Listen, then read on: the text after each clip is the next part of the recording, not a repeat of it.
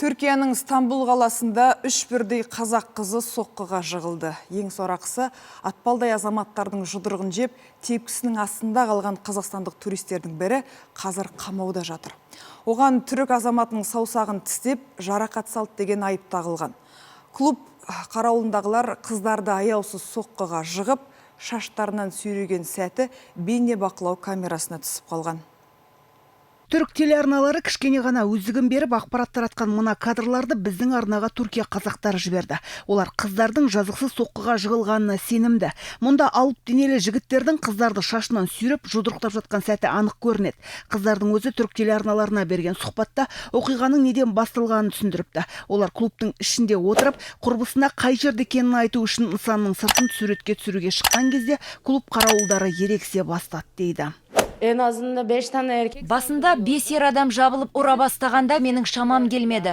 Нөмірімізді сұрағанға бермей қойғанымыз бар, оның үстіне сыртқа шығып сол жерде суретке түсіріп құрбымызға жібермек болғанбыз. Содан басталды. Бір құрбымды шашынан сүйреді.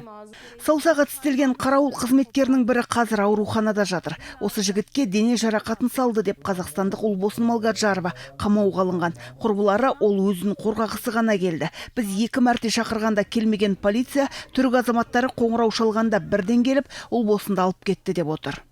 Мен полиция шақырамын деп телефонымды қолыма алған кезде мені ұра бастады. Шашымнан сүйреп сыртқа шығармақ болды.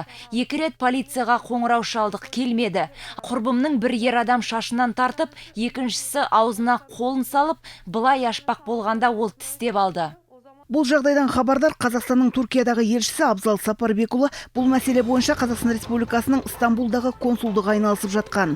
Қыздардан шағым түспесе де, консулдық азаматтарымызды өздері тауып көмек көрсетіп жатқанын айтты. Ал қамаудағы қызға адвокат беріліпті. Қыздар қазір өздерін соққыға жыққан түрік азаматтарының үстінен шағым жазбақ. Әзірге Стамбул қаласының полициясында саусағынан зақым алған түрік азаматының шағымы қаралуда. Ирина Савитжанқызы, Информбюро. Тікелей эфирлер, оқиға орнынан сараптамалар мен журналистік зерттеулер, түрлі репортаждар. Мұның барлығы Информбюроның YouTube'тағы парақшасында. Тек сіздер үшін қызықты ақпараттар мен ең маңызды оқиғалар. Информбюроның YouTube'тағы парақшасына жазылыңыздар, пікір білдіріңіздер, лайк басыңыздар. Информбюро, ақиқатын айтайық.